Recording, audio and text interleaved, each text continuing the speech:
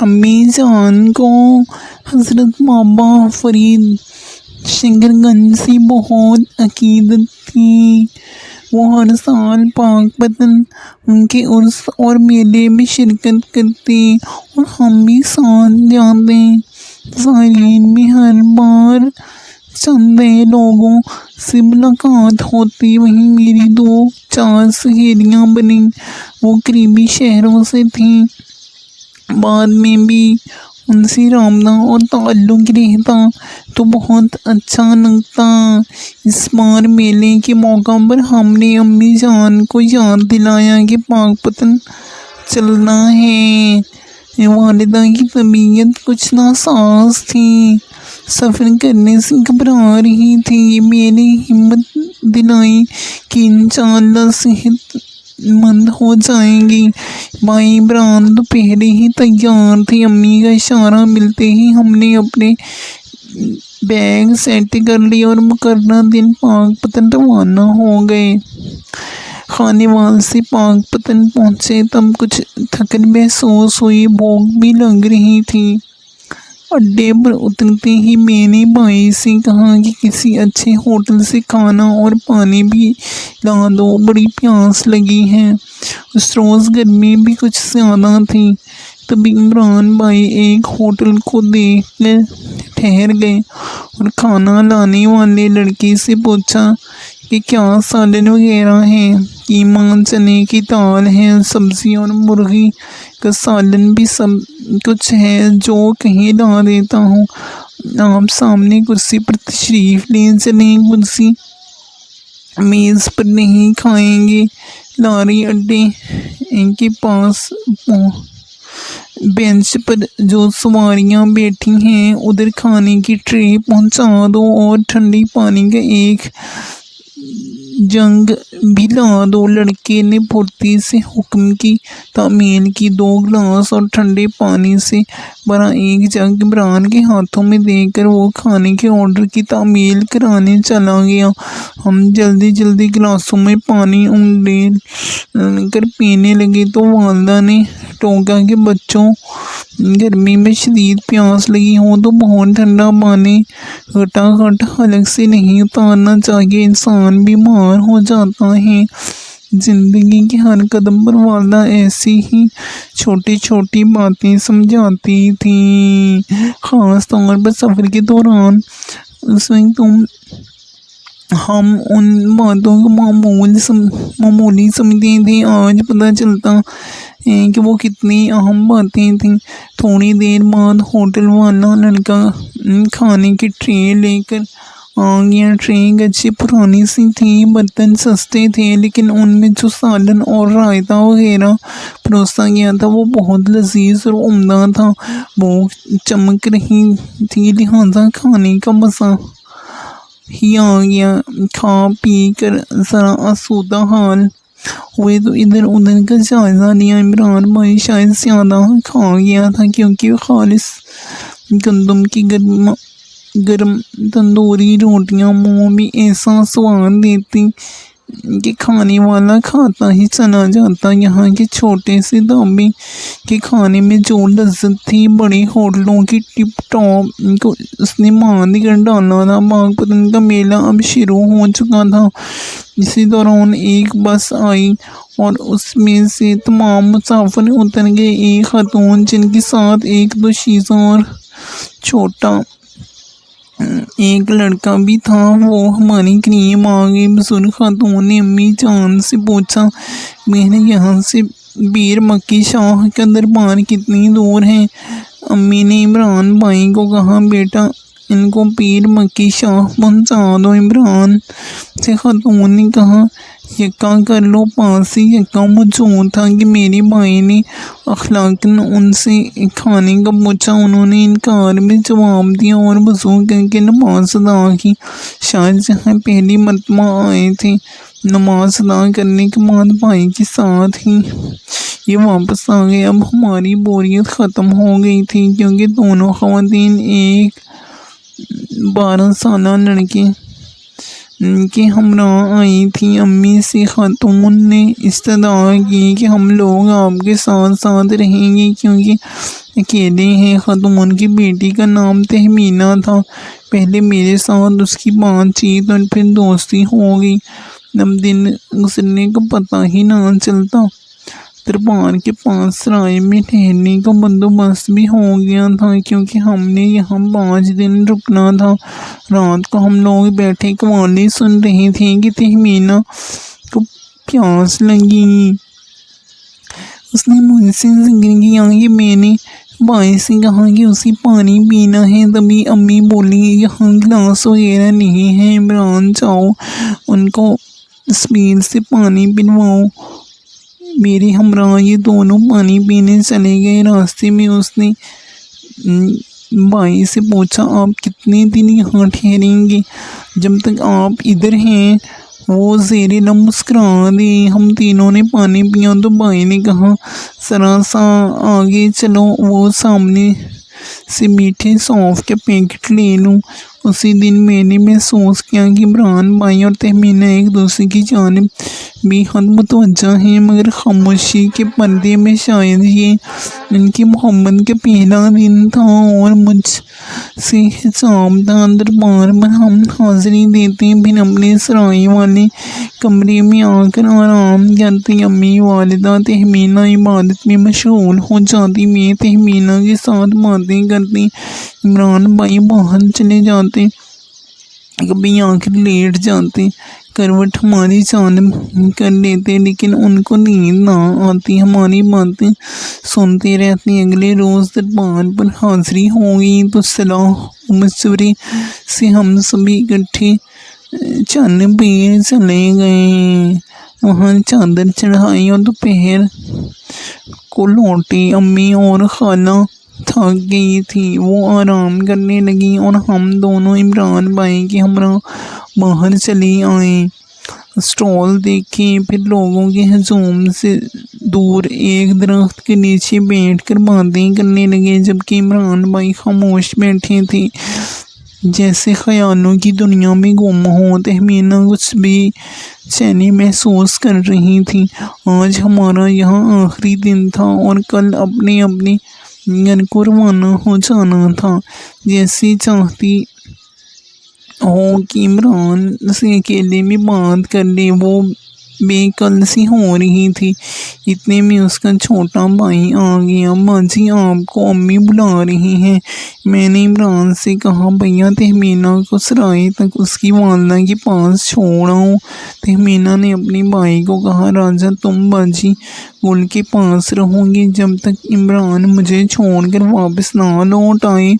باجی گل کو اکیلا مت چھوڑنا۔ یہ سب کچھ ایسے ہو رہا تھا کہ میں سمجھ رہی تھی یہ لوگ کیا چاہ رہے ہیں، صرف چند لمحوں کی رفاقت میں دل کی بات کہنی تھی۔ میرا اندازہ صحیح تھا۔ راستے میں تہمینہ نے عمران سے اگلے سال آنے کا وعدہ لیا تھا اور ہمارا ایڈریس بھی لیا۔ رات کو خالہ نے بتایا کہ ہم صبح تیز کام سے لاہور واپس جا رہے ہیں۔ یہ سنتے ہی میں اداس ہو گئی، لیکن عمران تو بالکل ہی مجھ سا گیا جیسے کوئی پیاری ہستی اس سے بچھڑنے والی ہو۔ لیکن یہ مرحلہ تو آنا تھا، ہم کو بچھڑنا ہی تھا۔ ملے تو بچھڑنے کے لیے۔ مسافرت میں ملنے والے چند گھڑیوں کے ساتھی ہوتے ہیں، ان کا دوبارہ ملنا ایک معجزہ ہوتا ہے۔ کچھ لوگ جو سفر میں ملتے ہیں بچھڑ جاتے ہیں تو بھول کی دول میں کھو جاتے ہیں، دوبارہ یاد نہیں آتے، لیکن کچھ ہم سفر مختصر سے ساتھ کے بعد یادوں میں امرت کھول دیتے ہیں، وہ امر ہو جاتے ہیں۔ ایسا ہی کچھ تھا تہمینہ اور ہمارا ساتھ۔ پیار کے رشتہ میں امرت رس گھول گیا تھا۔ رات کو جب امی اور خالہ سو گئی تو بھائی اور تہمینہ باہر نکل گئے۔ دربار کے اسٹالوں پر سے عمران نے اپنی محبت کی چند نشانیاں اسے لے کر دیں۔ اس نے بھی عمران کو رومال اور مجھے ایک اچھی کتاب تحفے میں خرید کر دی۔ وقت رخصت ہم سب اداس تھے، کتنا مختصر ساتھ تھا لیکن کس قدر اپنائیت بنا تھا۔ جب وہ تانگے میں بیٹھ کر جانے لگے تو تہمینہ کی آنکھوں میں آنسو تھے۔ عمران بھائی کی بھی پلکیں نم تھیں۔ انہوں نے بڑے صبر سے کام لیا تھا۔ 4 دن کی پاکیزہ محبت تھی اور جدائی کی یہ گھڑی کتنی اذیت ناک تھی۔ لمحہ بھر میں عمران بھائی نے ساتھ جانے کا فیصلہ کر لیا۔ وہ چند گھڑیاں اور ساتھ رہنا چاہتے تھے، لیکن لہٰذا انہیں روک کر ہم نے جلدی رخت سفر باندھا۔ دربار کو آخری سلام کیا، بس اسٹینڈ کے لیے تانگے میں بیٹھے اور وہاں سے ہو کر ساہیوال ریلوے اسٹیشن پہنچ گئی۔ انہوں نے یہاں سے ہم سے جدا ہونا تھا۔ تہمینہ کی ماں نے میرے بھائی کا شکریہ ادا کیا، امی سے گلے ملی، مجھے دعائیں دیں اور کہا کہ اگلے سال زندگی رہی تو دربار پر پھر ملیں گے۔ گاڑی آ گئی اور وہ سوار ہو گئے۔ وہ لاہور کی سمت روانہ تھے۔ ہمارا دل موچل تھا، ہم نے بس سے خانیوال جانا تھا۔ ہم لاڑی اڈے آ گئے۔ گھر آئے تو کافی دنوں تک تہمینہ کی یاد آتی رہی۔ پھر ہم اپنے کاموں میں لگ گئے، لیکن عمران بھائی جیسے اپنا اقرار سے دے آئے تھے، ان کو گھڑی پل چین نہ تھا۔ سبھی ساتھی اپنے پتے وغیرہ دے جاتے تھے جن کو رابطہ رکھنا ہوتا تھا، لیکن تہمینہ نے نہ فون نمبر اور نہ گھر کا پتہ دیا تھا، البتہ ہمارا ایڈریس لیا تھا۔ سال گزر گیا، اس نے کوئی رابطہ نہ کیا۔ مجھے تو سال گزرنے کا پتہ بھی نہ چلا، لیکن عمران کو ایک دن عمر بھر کا لگا۔ پھر اگلے سال کا وہ مہینہ آ گیا جب پاک وطن کے میلے میں ہفتہ بھر رہ گیا۔ بھائی نے نئے کپڑے سلوا لیے۔ اس بار امی سفر کے قابل نہ تھیں، انہوں نے جانے سے معذوری ظاہر کر دی۔ میں امی کے بغیر کیوں کر جاتی؟ عمران بھائی اکیلا ہی چلا گیا۔ وہاں پہنچ کر امید بھری نظروں سے سارے میلے گھوم پھر کر اسے تلاش کرنے کا، لیکن وہ نہ ملی۔ دل ہی دل میں اس کے ملنے کی دعائیں مانگتا رہا۔ اگلے روز شام کے وقت امید بھر آئی۔ وہ ماں، بیٹے اور اس کا بھائی ایک بس سے اترے اور ادھر ادھر دیکھتے آ رہے تھے کہ عمران کو دیکھ لیا۔ وہ بھی بے چینی سے ان کی طرف بڑھا۔ تہمینہ اسے دیکھ کر جی اٹھی، بے چینی سے ان کی طرف بڑھا، آنکھیں خوشی سے چمکنے لگیں۔ اس کی والدہ بھی بہت محبت سے ملی۔ انہوں نے عمران بھائی کے ساتھ سرائے میں ٹھہرنے کو ترجیح دی۔ اب والدہ اور چھوٹا بھائی سو جاتے اور رات کی تنہائی میں یہ دونوں بیٹھ کر خوب باتیں کرتے۔ وہ پچھلے برس زیادہ حسین اور خوبصورت ہو گئی تھی۔ عمران نے گلہ کیا کہ اپنا ایڈریس دیا نہیں اور ہمارے پتے پر رابطہ نہیں کیا۔ ایک بار بھی ہم نے مکان تبدیل کرنا تھا تبھی پتہ نہیں دیا تھا، اور اب مکان بدل لیا ہے۔ اب تو ایک پل بھی تمہارے بغیر جینا دشوار ہے۔ اس بار تو مل گئے، کیا خبر دوبارہ پھر مل سکیں یا نہ مل سکیں۔ اب وقت کی کلائی مت چھوڑنا۔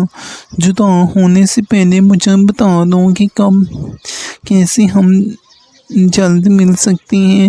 مجھ سے شادی کرنی ہے تو وقت ضائع نہ کرنا اور رابطہ کا سلسلہ بتا دو تاکہ تمہارے گھر والوں سے رشتہ طلب کر کے تم کو عزت سے اپنا لوں۔ بھائی نے ایک سانس میں وہ سب کچھ کہہ دیا جس کے لیے سال بھر کا جان لیوا انتظار کیا تھا۔ حوصلہ رکھو عمران، تہمینہ نے کہا تھا، 1 سال اور انتظار کرنا ہوگا۔ میں دل سے تمہاری ہوں اور تمہاری رہوں گی، اس بات میں کوئی شک نہ کرنا۔ ابھی ہمارے حالات اس بات کے لیے بالکل بھی سازگار نہیں۔ اگر تم نے صبر سے انتظار نہ کیا تو ہم ایک دوسرے کو پا نہ سکیں گے اور ہمیشہ کی جدائی کا افریت ہماری چاہت کو نگل لے گا۔ عمران کو تہمینہ کی باتیں سمجھ میں نہ آئیں، لیکن وہ امید کا دامن ہاتھ سے چھوڑنا نہ چاہتا تھا۔ اسی وجہ سے محبت تمام نہ کر سکا اور 4 روز ساتھ رہ کر یہ ایک بار پھر ایک برس کے لیے جدا ہو گئے۔ دوبارہ اسی جگہ ملنے کا وعدہ کر کے کی گھر کی ذمہ داریاں بڑھ گئی۔ میری منگنی ہو چکی تھی، ماموں ساتھ بھائی کے ساتھ میری شادی کی تیاریاں ہونے لگیں۔ عمران بھائی اور اچھی نوکری مل گئی تھی، لیکن وہ اوور ٹائم بھی کرتے تھے تاکہ اخراجات میں کسی قسم کی پریشانی نہ ہو۔ وہ دن آ گیا جب امی اور بھائی نے مجھے اپنے گھر سے وداع کیا اور میں پیا کے آنگن کا سنگار بن گئی۔ ماں کو میرے بعد بھیا کی دلہن لانے کی فکر ہو گئی۔ وہ اکیلی رہ گئی تھی، چاہتی تھی کہ اپنی بانجی سدرا کو بہو بنا کر گھر لے آئے، جس کے بارے میں برسوں پہلے سے ان کے ذہن نے یہ فیصلہ کر لیا تھا کہ یہی لڑکی میری بہو بنے گی۔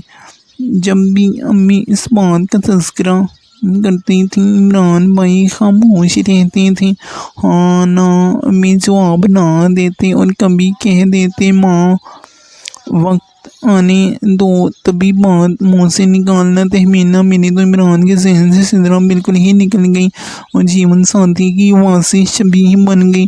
وہ دن رات تہمینہ کو جیون ساتھی بنانے کے خواب دیکھنے لگا۔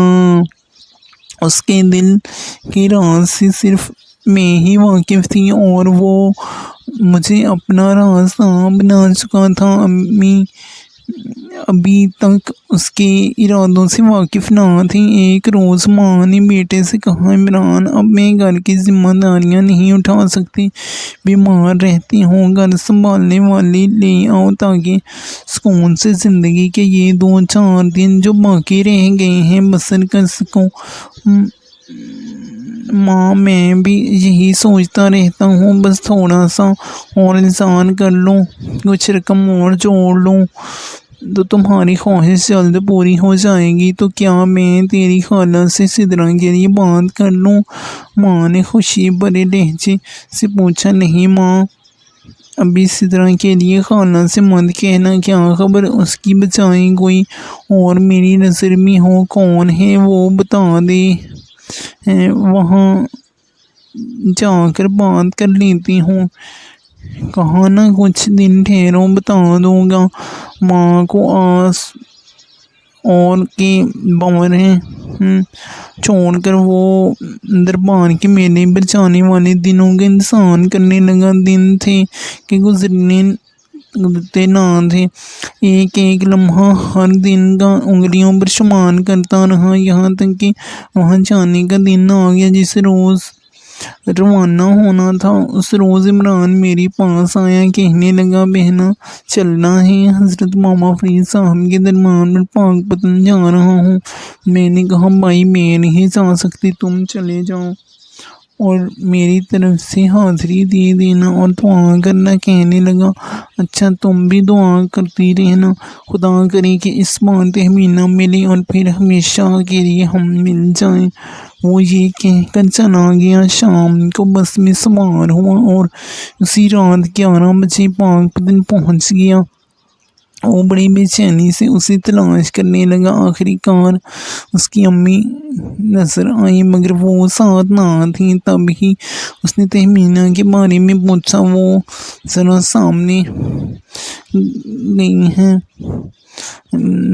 پانی لینے۔ عمران بھائی نے 2-4 باتیں خالہ سے کی اور جلدی اس طرف گیا جہاں پانی لینے کے لیے انتظام تھا۔ وہ وہاں نظر نہ آئی، چاروں طرف نظریں دوڑائیں، تبھی سامنے نیم کے درخت کے نیچے اسے ایک مرد اور لڑکی بیٹھے دکھائی دیے۔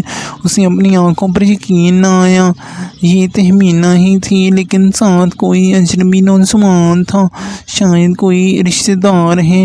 وہ سوچنے لگا اور احتیاط سے تھوڑے فاصلے پر اس طرف جا بیٹھا جدھر تہمینہ کا منہ تھا۔ اس نے عمران کو دیکھا اور جلدی سے رخ دوسری طرف پھیر لیا۔ بھائی سمجھا شاید کہ اندھیرے میں وہ اسے پہچان نہ سکی تھی۔ وہ واپس اس کی والدہ کے پاس آیا، بخار سا محسوس ہوا۔ تہمینہ کی ماں نے چائے اور سر درد کی گولی دی۔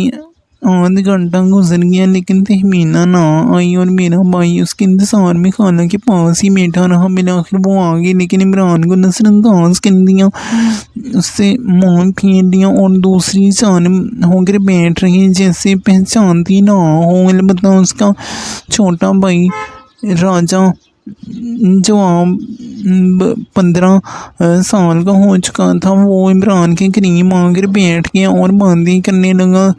ذرا دیر کو خالہ باہر گئی تو عمران نے از خود تہمینہ کو مخاطب کیا، کیسی ہو؟ اس نے جواب نہ دیا۔ وہ کون تھا جس کے ساتھ تم بیٹھی باتیں کر رہی تھی؟ بالآخر عمران نے پوچھ ہی لیا، تم کو کیا؟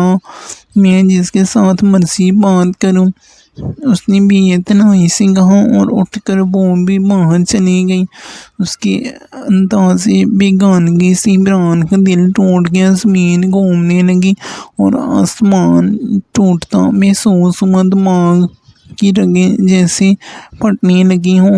اس کو یقین نہیں آ رہا تھا یہ وہی لڑکی ہے جس کا اس نے ہر پل ہر گھڑی انتظار کیا تھا، جس نے اسی مقام پر 2 مرتبہ زندگی بھر ساتھ نبھانے کا وعدہ کیا تھا۔ آج اس نے انجان بن کر پہچاننے سے انکار کر دیا تھا۔ کتنی لاتعلق ہو گئی تھی۔ عمران اسی وقت مزار پر گیا، رو رو کر دل کی بھڑاس نکالی اور روتا ہوا واپس آ گیا۔ گھر لوٹنے سے پہلے اسے راجہ سرائے کے باہر ملا تھا۔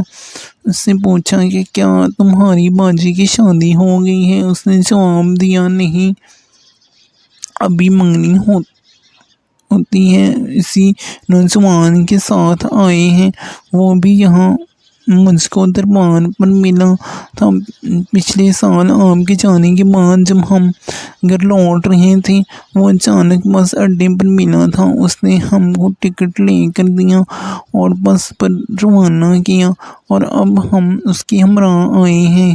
گویا تہمینہ نے اپنی زندگی کا ہم سفر ڈھونڈ لیا۔ اسی سفر کے دوران شاید وہ شخص اسے میرے بھائی سے بہتر لگا تو قرعہ فعال اس کے نام نکل گیا۔